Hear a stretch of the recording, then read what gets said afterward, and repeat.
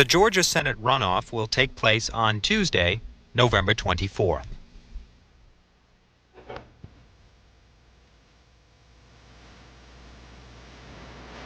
Next on C-SPAN, we take you to Atlanta for live coverage of tonight's debate featuring the two candidates in Georgia's U.S. Senate race. On Tuesday, incumbent Democrat Wyche Fowler is facing Republican Paul Coverdell, a former director of the U.S. Peace Corps, in a runoff election.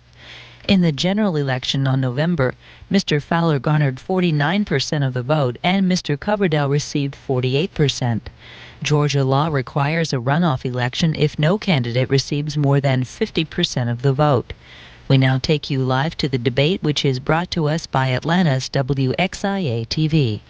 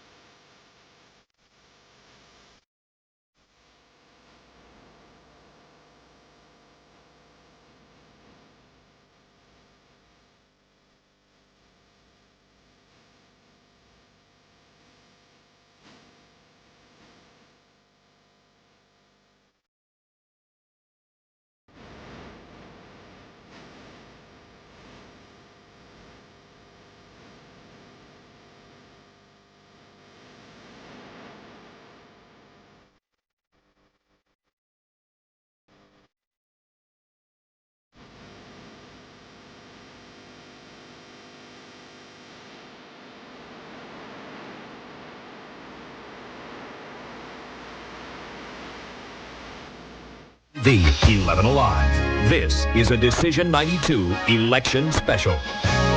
Taxes. Who's for raising them and who's for keeping them down? Jobs for our people, health care, better schools. Wyche Fowler and Paul Coverdell face off in the last televised debate before the Senate runoff.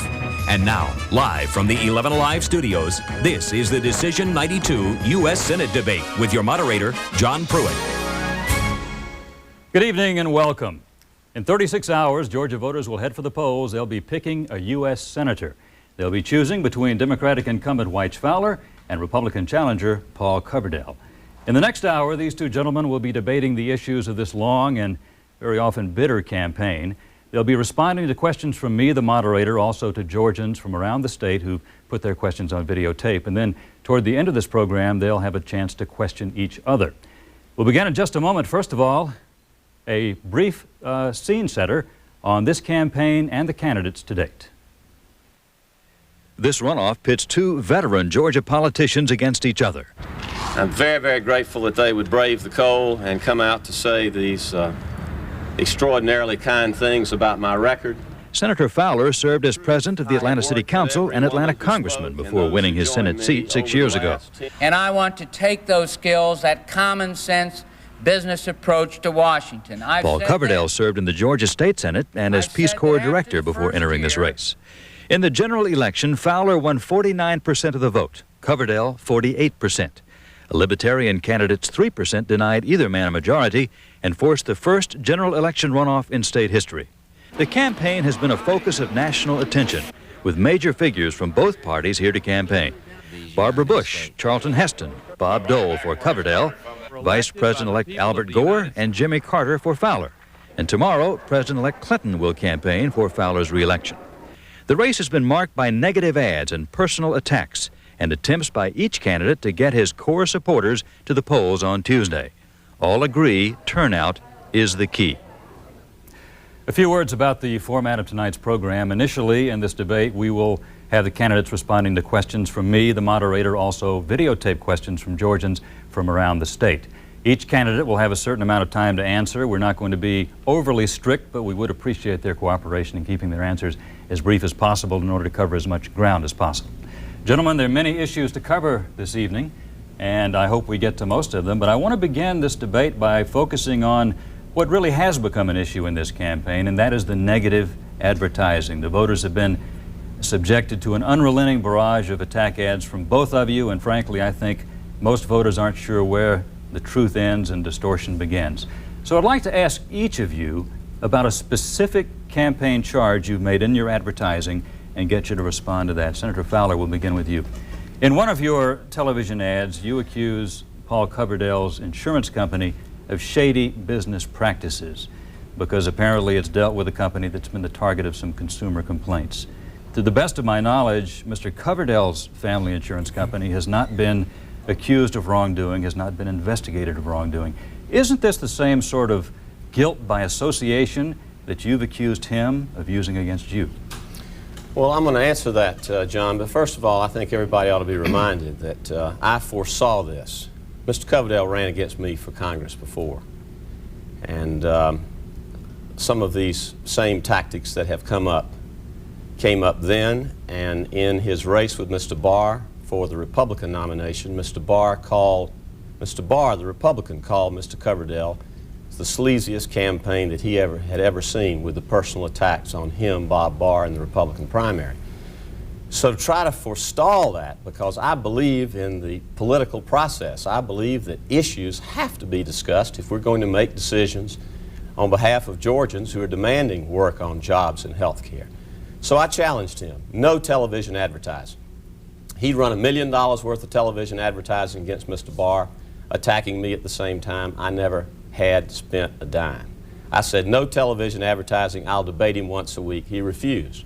Now, we're documented, backed up. He is the marketer for insurance companies that he knows sells very questionable Medigap policies that have been investigated in many states.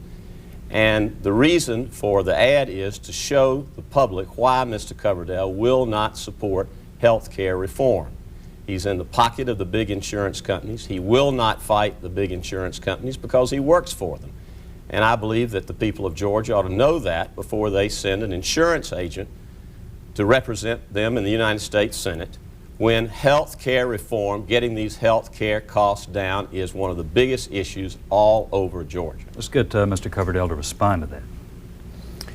Well, I certainly welcome the opportunity to respond to yet another classic misrepresentation. Let's talk about who's indebted to insurance companies. The man sitting next to me has received $153,000 in campaign contributions from insurance companies. Our campaign has received $8,000 in campaign contributions. So there ought not to be any secret as to who's going to have an IOU to the insurance industry in this race. It's going to be Senator Wyche Fowler. He didn't answer your question. The Business Chronicle, the Atlanta Constitution, the editor of the Atlanta Journal, the Augusta Chronicle, all have labeled his advertising as untrue. The words they use are fiction, lying, unsubstantiated. Coverdell and Company, there is not a disparaging word written about Coverdell and Company in any journal, nor periodical. And it's a scurrilous ad, and I think the public knows it. All right, let's talk about one of your ads now, Mr. Coverdell. In one of your television ads, you accuse Senator Fowler of, quote, deserting our troops in Desert Storm. We must assume you're talking about his vote against immediate hostilities in the Gulf, immediate use of force. But Senator Sam Nunn cast the same vote, and both Senators Nunn and Fowler, as well as many others who voted against the authorization for force, supported the troops once the vote was cast. Isn't it a distortion to say Senator Fowler deserted our troops in Desert Storm? Not in my judgment. I think when the real test came before the Senate floor as to whether we were going to use force, the troops were already there, and we're having a discussion on the floor of the Senate floor as to whether the president will be supported or not. I think that's an absolutely valid case. It's a valid issue. I'm running against a senator who has repeatedly, on issues of defense, wrapped himself around the Kennedy wing of the party, and Cranston and Mitchell, his leader.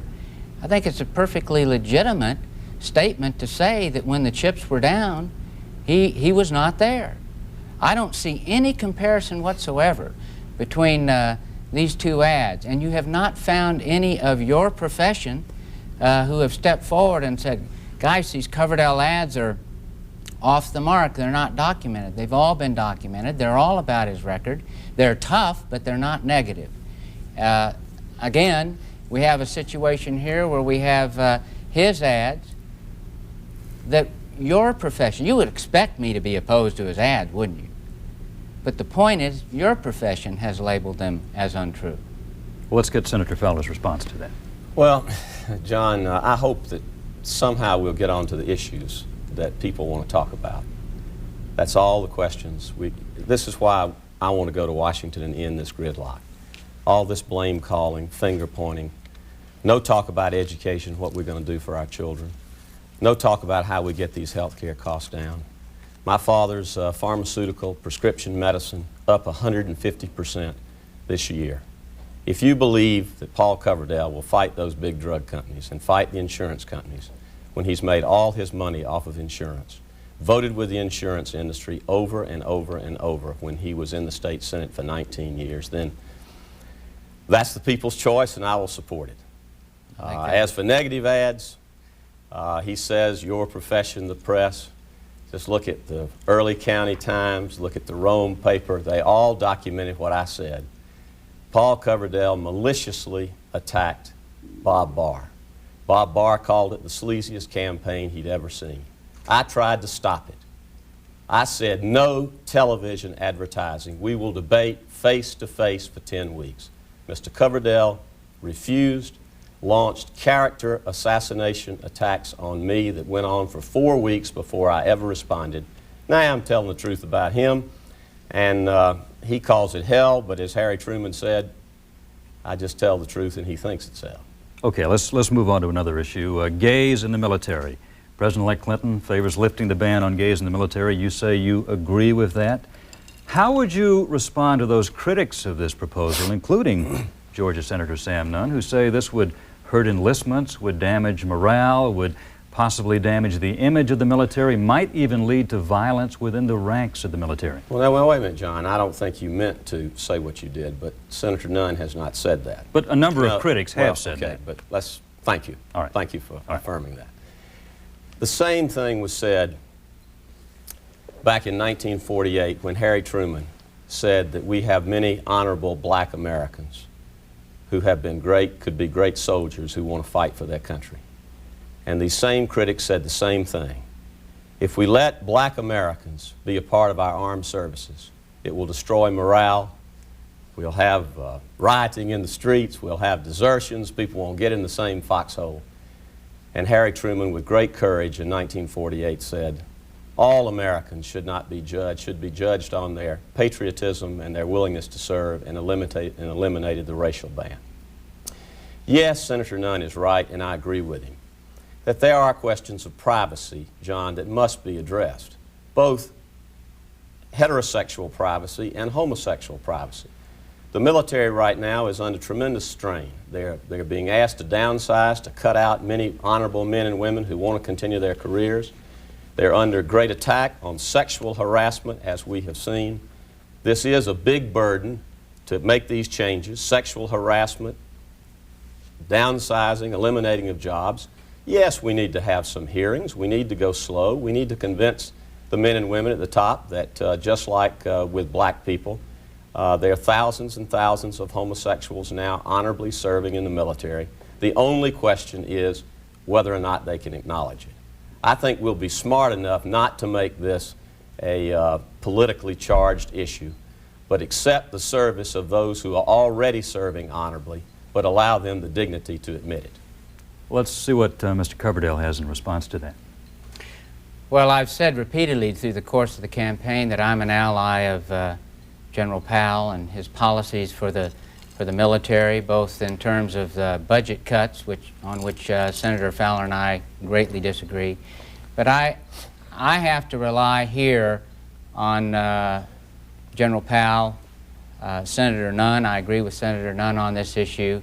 I feel that the military, those in charge of understanding the unique environment that we have in the conditions under which people are fighting or living, know best.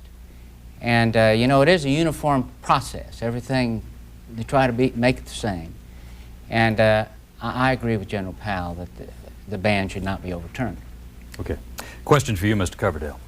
You say you support a woman's right to choose an abortion, and yet you say you would vote against the Freedom of Choice Act.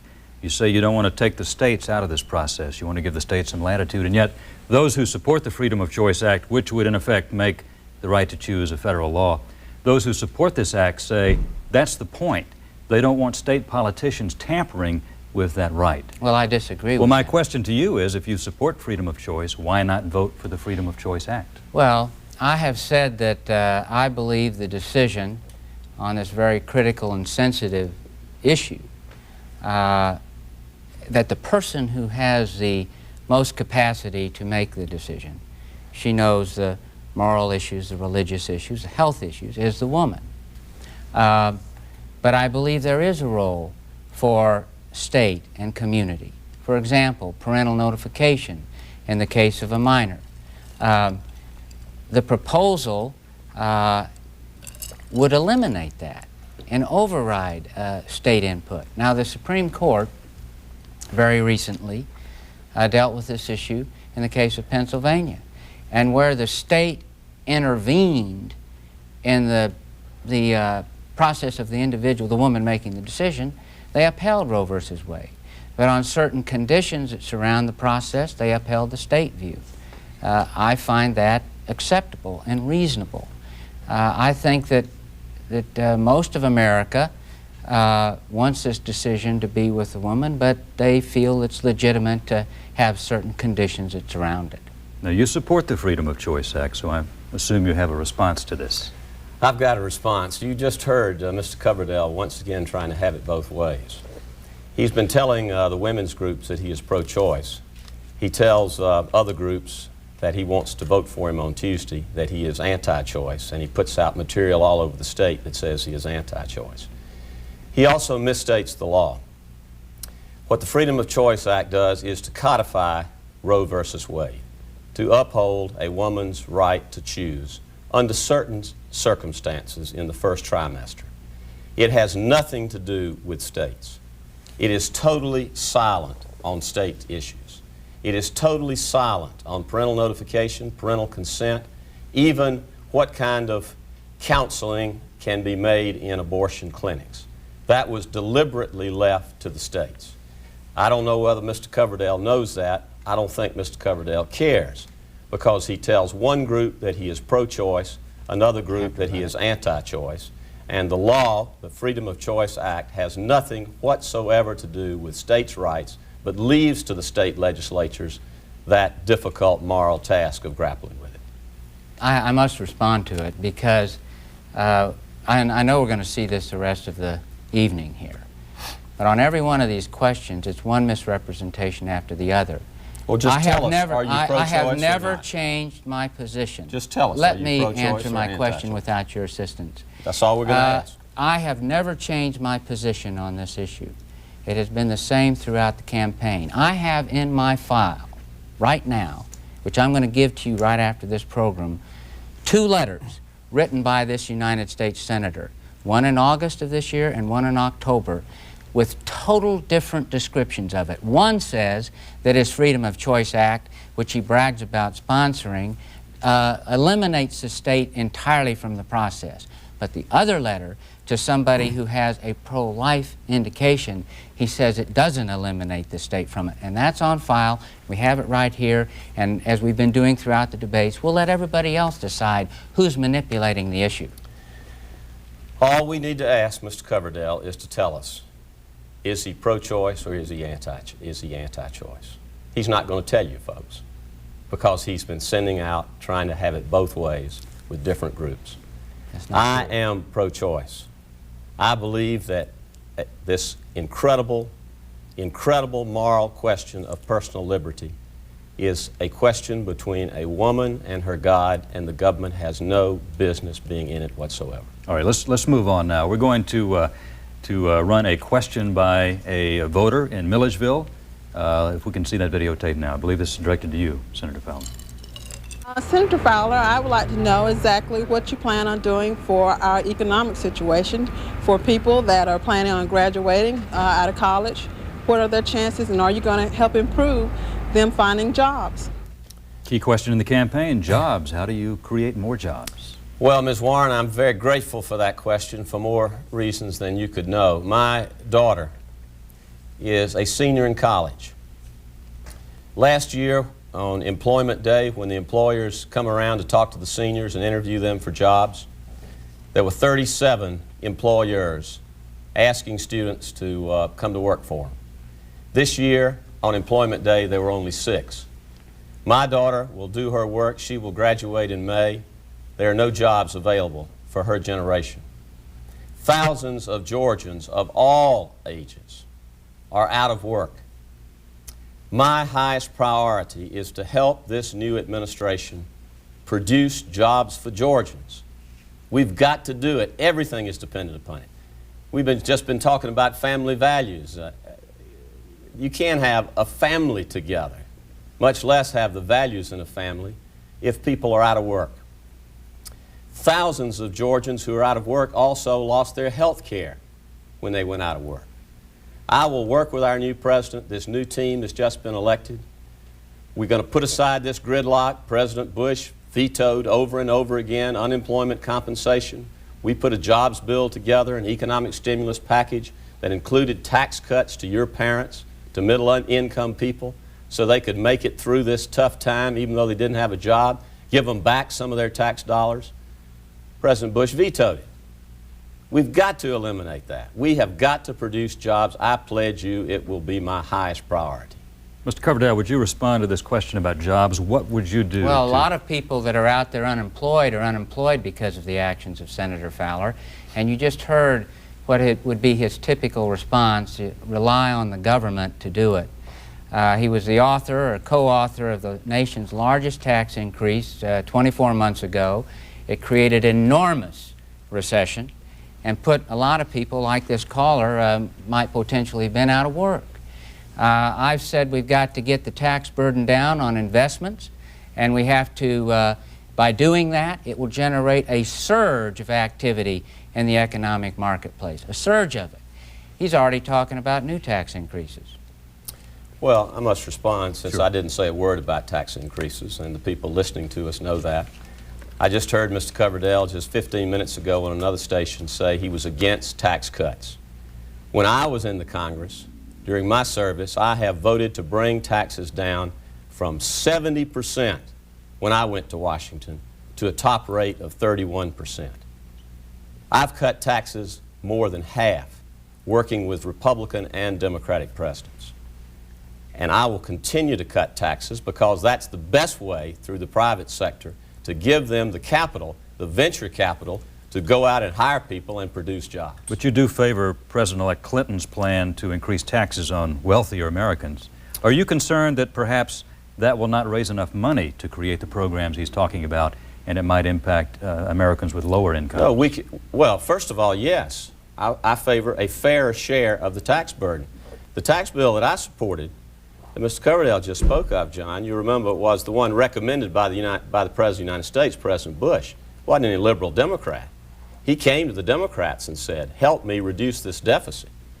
Now President Bush has been defeated, so we have his cabinet officer who hugged him on the Persian Gulf, who hugged him on his policies. Now President Bush is gone, so Mr. Coverdell doesn't support him anymore and is free to criticize him. But yes, if you're asking me, somebody's got to pay the taxes for our schools. Somebody's got to pay the taxes to build our missiles. The top 1% have not been paying their fair share. The last 10 years have been Republicans putting this on working people. We're the working people are the ones that are paying higher excise taxes, higher luxury taxes, higher every kind of taxes. Let's give And Mr. Coverdell's I want response. to cut them is what I want to do. He doesn't. Disagree He with the said that. tax It on is wealthy almost Americans. laughable to hear this senator talk about being an advocate of lower taxes. Oh, I've got the record. He went out there, he proposed the highest tax increase in the nation's history. He fought for it. He gloated over it. He was proud of the fact that he had pushed the president into agreeing with it. The president admitted that it was a mistake, but when I've asked this gentleman if he thinks it's a mistake, he said absolutely not. This man is a colleague with the wing of his party that has hardly seen a tax they don't like. That tax increase was a recession builder, and it hurt the president, and it's going to hurt this man too. Let's move to another issue. I just have just 10 seconds. Real quickly. I'm not the one that said, read my lips. No, you were the one that was voted for the tax increase. That was President Bush who did it, who proposed the tax, and who then now is being We're not denied. running against President Bush. Oh, you're denying him. I'm trying to support him. I told him then he shouldn't have done it. And I'm telling you shouldn't have done it. Oh, we have recent rewritten history, folks. The cock will crow. The cock will crow. Let's move on here. Elaborate on that. Mr. Coverdell, you favor federal aid for those who would choose to send their children to a private school. Critics say this will undercut public education at a time when public education needs all the support it can possibly get. Why do you feel that private education should have this help from the taxpayers? Well, I've said, John, repeatedly that the battle for the next century is going to be waged here in America, and it's going to be waged in our elementary schools. And I don't think we're winning that battle right now. I really don't. I think that anything, any idea that comes forward that gives new options, new forms of competition, new thoughts, new ways is useful. New competition in the system makes a lot of sense to me. It's obvious that what we're doing has left us behind, that we're not as competitive as we used to be. So why not try new concepts? Why not give people an opportunity to select for themselves where they feel that they can get and gain the most prosperous and valuable education that they would like? I have also said this. I've said that the decision with regard to these options should remain at the state level. I really do believe that. I don't believe we should set up some federal mandate that instructs every local community, every state how to do this. But I personally believe these are good ideas, and they ought to be tried. Secretary Alexander wanted to do it in just 15 jurisdictions, but Senator Fowler voted against it. I mean, why not try some new ideas? Obviously, we need to do something different. Senator Fowler? Well, first of all, I support John completely. A parent's right to choose whether or not they send their child to a public school or to a private school. But I do not believe that with such scarce federal dollars, these enormous budget deficits, that we ought to be financing with the taxpayers' money private education for those who choose to go to public schools. My greatest proposal, the proposal that I think would have the greatest impact, I better say, is to guarantee to every student that regardless of their family's income, they will get a low-cost loan to get all the education they can take. Go on to college, go on to graduate school.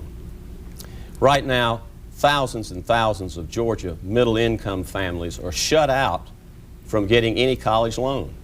So what I want to do, and I'm glad to have the support of my proposal of the new President of the United States, is to give a loan. College, graduate school, we figured out a way that the students will pay it back through a percentage of their employment after graduation, or give a year or two of service to their country, which I think many young people would willingly do. Gentlemen, when we first began advertising the fact we were going to have this debate, I got a lot of calls from Georgians concerned about Social Security. We're going to hear a question now from one Georgian who directs a question to both of you. I'd like to know what they're going to do about our Social Security card checks where we don't get enough to pay our bills there in the month. All right, a general question about Social Security, and if I may be permitted, there is concern about cutting of Social Security, the entitlement programs to help pay for the increasing deficit. A lot of Americans, including those on higher incomes who might be able to live without Social Security, are concerned about that being cut. Senator Fowler, we'll begin with you addressing this issue. Well, first of all, I will fight over and over again, as I have had to do with this previous administration, to protect Social Security. It's a tax program. These people have earned it. Elderly Georgians have earned it. They've paid their taxes. It should not be cut. Further, I have had to fight this administration that wanted to cut Medicaid. They wanted to cut it $28 billion this year. And I was a part of a real team that overturned that. We don't start cutting on our oldest Georgians and oldest Americans who paid their taxes and earned their benefits. And lastly, there is a group called Notch babies that were born between 1917 and 1926 that are not getting their fair share of the benefits that they earned. I have pledged, I'm a co-sponsor, we're going to correct that. We're going to get you the money that you have earned and paid for. Mr. Coverdell brought the Social Security Administrator, politicizing the Social Security Administration, down to Atlanta to say that no, he would not help fix the notch problem. He was opposed to it. So if you want a fighter with a record on Social Security and having to fight the administration that we just, the American people just rejected, I guarantee you I will be your man. What do you have to say about Social Security? Well, Social Security is probably the deepest, longest held agreement between the government and the citizens of our country of any. And I have said repeatedly that the agreement must be honored. It is not something that can be tampered with.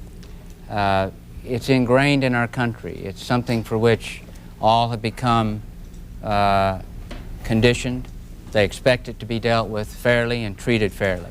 It's real interesting.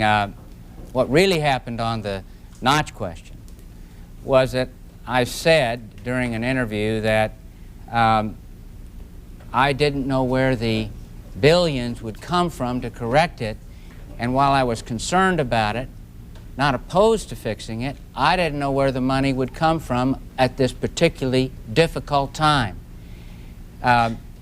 Senator Fowler, who's on every big spender list we've seen, said, well, it's only $8 billion like it's pocket change. It's actually more like $60 billion.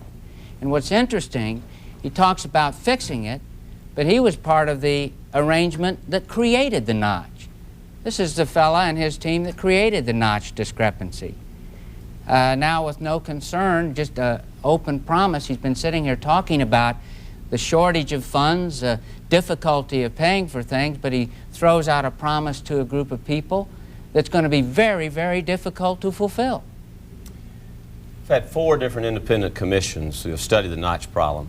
$8 billion is the proper figure, $8 billion. We have a $60 billion surplus in the Social Security funds. We can use $8 billion of that out of the 60 to fix a problem that... There's no surplus in the Social Security fund. That is not a surplus. That is money sitting there for investment to prepare for the people who are coming into the workplace today and expect the promise to be there when they get there. I hope something's left after all these promises that have been made. Well, you've got the answer again, folks. There's $60 billion there. It can only be used for Social Security purposes. First of all, we're going to pay the people who have earned the benefit, who are now penalizing, and then we're going to work on how we work on the people in the future. I'm not prepared to resolve this mathematical dispute here, so we'll move on into the next phase of our debate this evening. And in this phase, the candidates will question each other. Now, we've asked them to pose their questions in 15 seconds, and we hope they can stick to that and not make a lengthy recitation of charges in the question. Legitimate question in 15 seconds, a minute response time from each candidate, and we will begin the questions alternating after this point with Senator Fowler's question to Mr. Coverdell. Mr. Coverdell, you brought these high-powered Washington lobbyists in to support your positions. I want to know whether or not you're going to support our police officers who are crying for a waiting period on handguns so that we can check and see whether or not criminals are buying these. And I want to know whether or not you're going to support our police officers and our communities to get these assault weapons out of the hands of criminals who are not only murdering people in our communities, but is the greatest threat to our police officers in our state. I don't support gun control. I look at the jurisdictions in our country, Washington, D.C., where my colleague has spent the last 16 years, and New York City, that have some of the most stringent gun control laws in the nation, and have horrendous crime rates, and have been totally ineffectual at removing the weapon from from the perpetrator of crime. It reminds me years ago when I argued that we needed to remove the inspection sticker. Remember the old mechanical inspection sticker when you went in and you had to buy a headlamp or a brake light in order to get the sticker? We were spending millions upon millions of dollars regulating something that did not produce a result. I'm unconvinced that setting up another procedure, setting up a new overhead, setting up new costs to the taxpayers will result in the desired good or the desired result. I'm just unconvinced.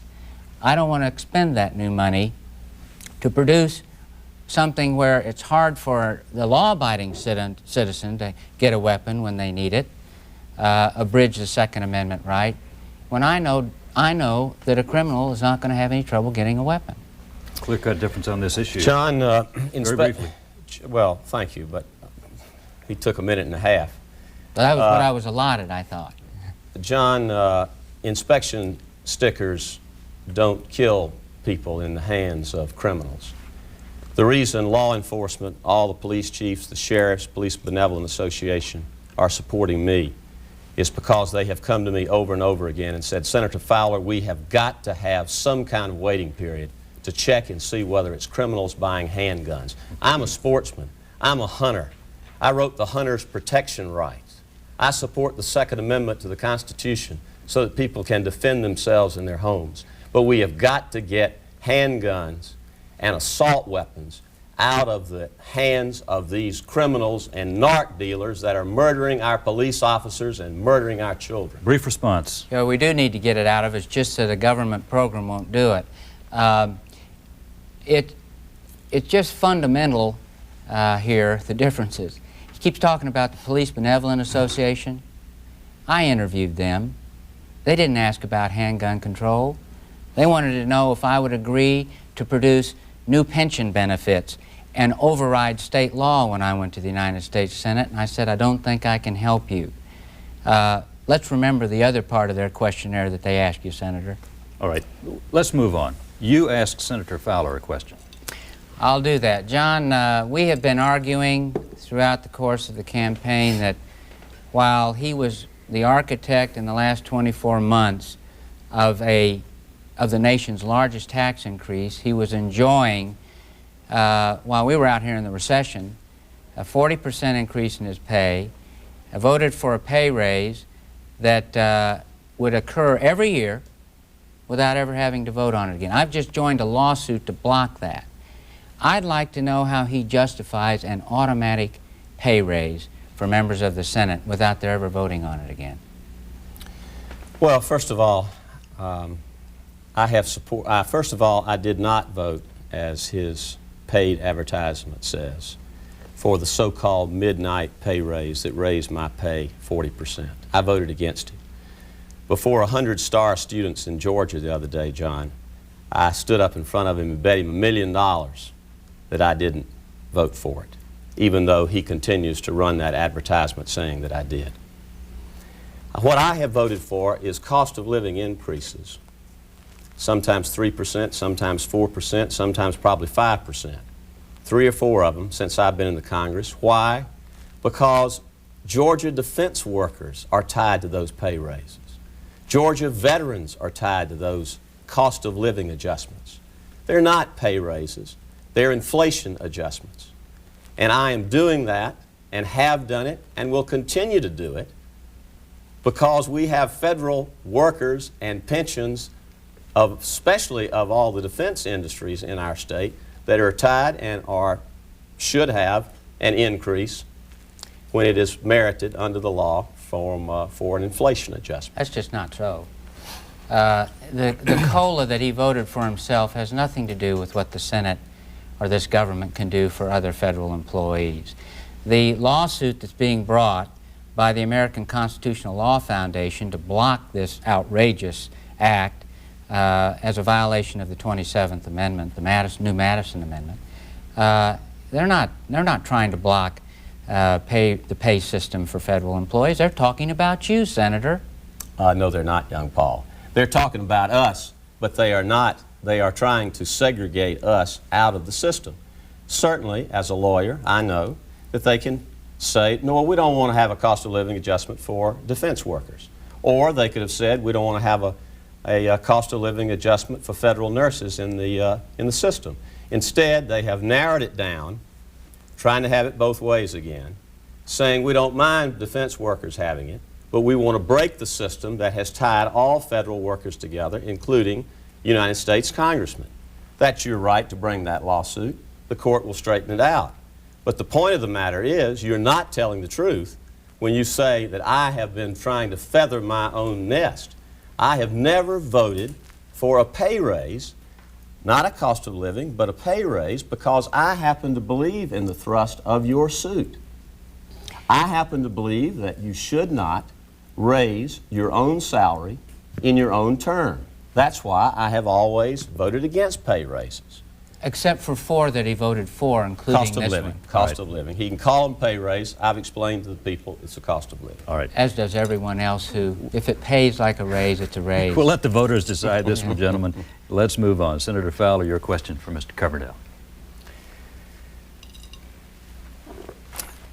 Mr. Coverdell, what do you propose specifically to get off our country's dependency on this foreign oil? I've worked over and over again, as you know, to put together alternative systems of energy. We wouldn't have these Persian Gulf problems if we didn't have these dictators blackmailing us by 50% oil when our country is not self-sufficient. Specifically, what are your proposals to make our country energy self-sufficient? I'm glad he raised the question once again, because it does bring to mind, and I have to comment on this, what the ad says, deserting us in the Gulf. And I've reflected many times what would be happening in our country today if he'd had his way in terms of energy. Our troops still bogged down in the desert. Saddam Hussein walking out on the stage saying, here's a nuclear trigger, and holding the entire free world and our economy hostage. On the premise of the question, I would have voted for the use of force just to protect the energy resources of this country. In terms of what are my specific proposals, I think that we should continue an investment in research for alternate energy. I believe that we should strive, as we have been as a nation, for conservation. I think that we need to give new incentives to those industries that are coming forward with cost-effective utilization of energy. It gets all the way down to the average home, where you turn that light switch off, where we remind and educate America. Every citizen can play a role in conservation. But the options would have been severely limited for us had he had his way in the Persian Gulf. Let's, brief response, very brief. Well, my question was, what are his specific proposals on energy, and he answered on the Persian Gulf, so let me put that to rest, John. What Senator Nunn and I did was to join, and we now know from Colin Powell's mouth himself and General Schwarzkopf, that in order to save American lives, that we should have waited a little longer and then stayed a little longer and finished the job. That was my position. Saddam Hussein still has his job. President Bush doesn't. We should have waited longer, made sure, and then finished the job. Mr. Coverdell, your question for Senator Fowler. It's hard for me to avoid that one, but I will honor you and move on with the question. Thank you. He has said that he still feels the tax increase was the appropriate thing to do. Part of your tax increase in the summit was to make an agreement on spending caps and also to establish a firewall between domestic and defense spending. And within 20 months, you, in opposition to Senator Nunn, joined with Kennedy, Mitchell, Metzenbaum, and wanted to do away with the spending caps and break down the firewall. Why would you do that after it had been a part of the agreement? Because after the agreement, the Berlin Wall fell and communism died in the Soviet Union. Democracy broke out all over the world, and what had been $300 billion military spending in budgets, one after another, draining our resources, were now not necessary to protect ourselves from any Soviet threat. What was needed, what is needed right now, is spending money in America on Americans. I regret Mr. Coverdell got so used to being the Peace Corps director and giving money to foreign governments, he forgets about what our needs are in Georgia. But if I could take him with me, get out of his bus when he's in it, last time in Waycross he wasn't in it, you would hear the pain of people who are saying, bring that money home, Senator Fowler. We've got to produce jobs. We have got to rebuild our bridges. We're tired of the foreign aid. And thankfully, we can still keep a lean, mobile military, reduce that spending. We've got to reduce domestic spending and military spending. But at least now we can transfer from all of the money that we used to do in fighting the Soviet Union. We're right now destroying each other's missiles. We can get that defense budget down and invest in Georgia, our ports, our bridges, our education. And that was the change from the time that President Bush's agreement, which I helped him with since he asked me in a spirit of bipartisanship, that was the change. The world changed, Mr. Coverdell, and we are reflecting that change now. Senator Nunn, of course, had to go to the floor and take the stand to defend against you and your other colleagues' effort to do this. You haven't answered the question. The key thing on the firewall was to say any reduction in defense would be used against the debt or deficit, not new programs such as you were proposing along with your colleagues. What was the reason for breaking the agreement? The agreement was designed to protect the fiscal health of the country. You have not answered that. Well, let me try one more time. I'm glad to have that opportunity again, since I was there and the President was there and you weren't. First of all, the part of the agreement that is still in effect is that we're going to cut spending programs, domestic and military, by 20% a year over 5 years. That has not been changed. We are now in the third year of that agreement, and that will result in a $500 billion reduction in our national deficit. That's in the law. That has not changed. We're in the third year of it, and the debt will be $500 billion less. What has changed is the assumptions that were in place. We were fighting the Russians. We were building more weapons. We weren't destroying them. Democracy had not begun to break out.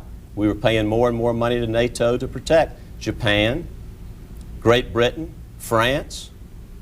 What I have proposed, why I broke the so-called firewall and voted to, is that I don't want to spend $35 billion defending Japan anymore. If they see a threat from somewhere, they can spend their own money. Their economy is far better off than ours. Senator. We now have a unified Germany. We don't need to spend $35 billion. If the Germans feel threatened by the French, they can spend their own money. Bring it home. Georgia, that's where we've got to have our investments. Our time is beginning to catch up with us. We have a chance for two quick questions from each of you.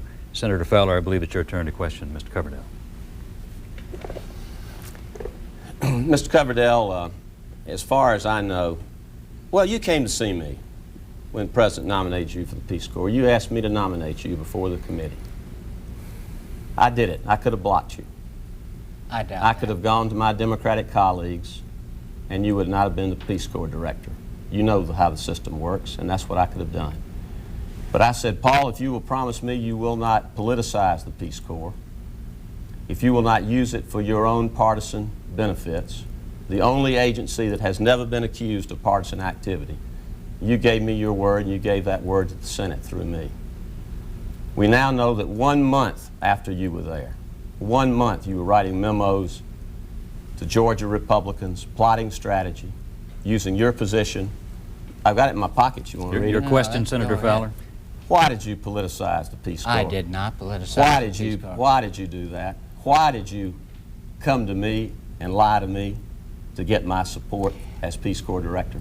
Well, the principal spokesperson for me, of course, was Senator Nunn. But let me say that I did not politicize the agency at all. What I did was take it into all of Eastern Europe. You made a comment somewhat disparaging. Peace Corps is not foreign aid.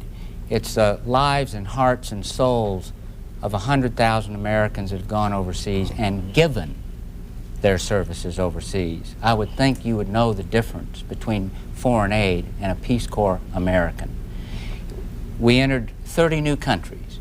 We established a domestic education program.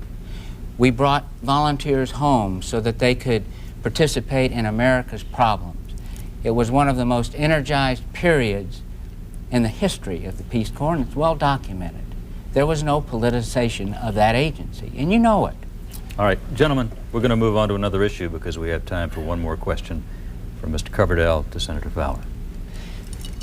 My question to Senator Fowler is this. Came up in the Savannah debate. I said he had an associate in the BNL Bank, went to Iraq twice, 4 months before the war.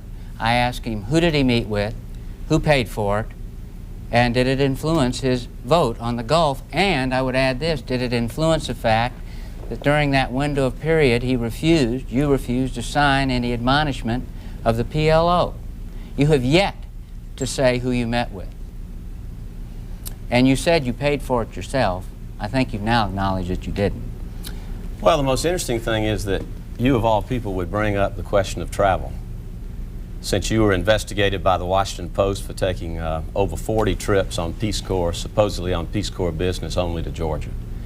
You were investigated by your own Inspector General and documented this is absolutely untrue. Great mismanagement. Absolutely untrue. Your own Inspector General. May I have a chance, Mr. Moderator, to answer? Please, but... There's been no investigation, none. The report, I'll be glad to give to anybody and everybody, the public report of the Peace Corps' own Inspector General that said gross mismanagement of the Peace Corps. He brought Coverdell employees from his insurance company, brought them to Washington with the Peace Corps, and gave them twice the salaries that they were making in his own private insurance company. What's this have to do with Iraq? And I'll tell you about Iraq in a second. You ask about travel, I just want to tell you. And now, you got a congressional committee investigating his Peace Corps practices, including some of his employees that were supposedly Peace Corps that are being investigated for arms dealing. You need to wind it up. I went to Iraq. I met with students. I met with business leaders. I did not meet with Saddam Hussein. You can do a good job, as you've tried to do, on guilt by association, always mentioning Teddy Kennedy, Paul, but I don't think it's going to quite work that I get guilt by association with Saddam Hussein. All right, gentlemen, thank you very much. It's time now to move into the closing statements. And by prior agreement before the program began, flip of the coin, Senator Fowler, I believe you go first with the closing statement. What's the time? How much time? About 2 minutes. Thank you. Ladies and gentlemen, if you've lasted this whole hour, my hat's off to you.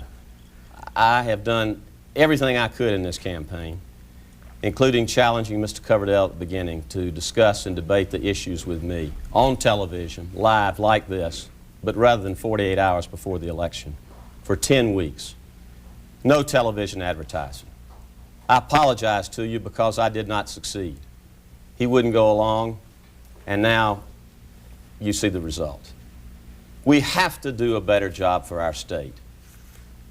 I need your vote on Tuesday because I want to go to Washington having listened to you, knowing that we have to cooperate with our new president and not confront. I will help end that gridlock. I am as sick and tired of you as you have told me you are, of having the president blame the Congress blame the president, nothing get done because of the partisan sniping that you've heard here tonight. I am pledged to bring jobs for Georgians. We have to have an economic stimulus, tax cuts to our small businesses through the private sector so they can produce jobs for Georgians. We've got to get these health care costs down. It's obscene that thousands of Georgia families have no health coverage. None. And the only key to economic success, the only key to economic success is a better educated, skilled workforce in our state. So that the good jobs are there for Georgians when they graduate from college like my daughter or when they have to be transferred. I ask you to vote for me on Tuesday. A lot of people are counting on nobody voting. I need your help. I'm ready to go back to work for you. We'll eliminate this gridlock and do something good for our state and for our country. Thank you very much. Thank you, Senator Fowler. Mr. Coverdell. Well, first I want to thank Channel 11 for having us here this evening for this opportunity to discuss the issues. In Paul Coverdell in the United States Senate, you will have an individual who votes in Washington the way he talks in Georgia.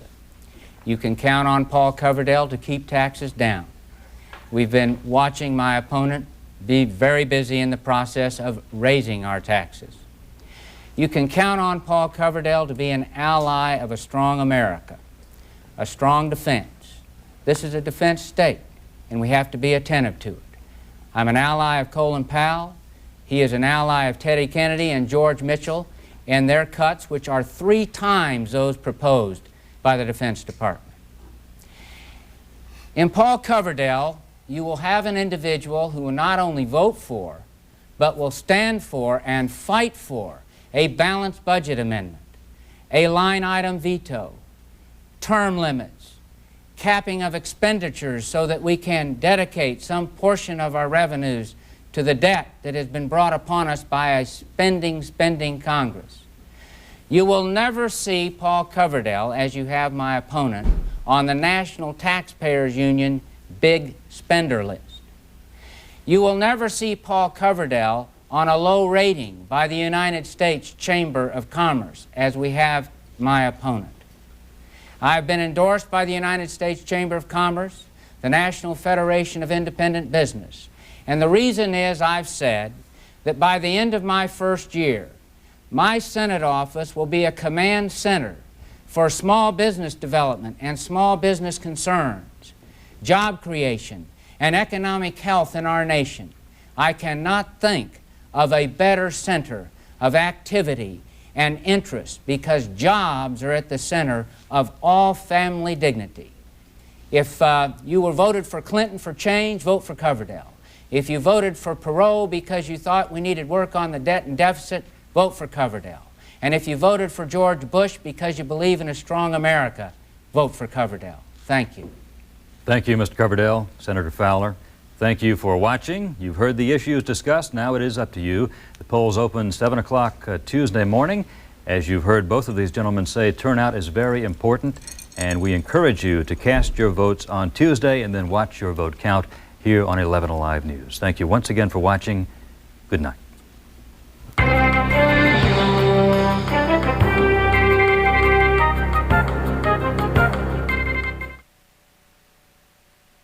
Paul Coverdell.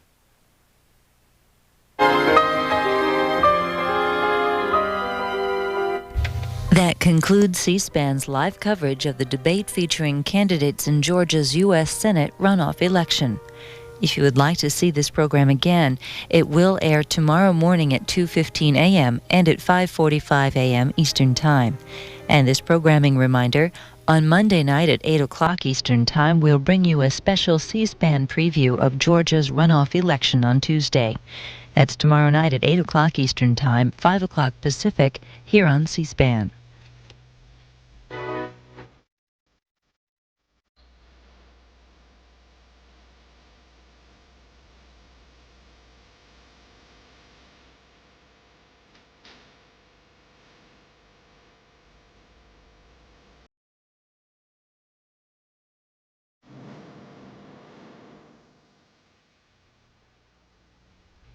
C-SPAN, the cable satellite public affairs network, and its companion network, C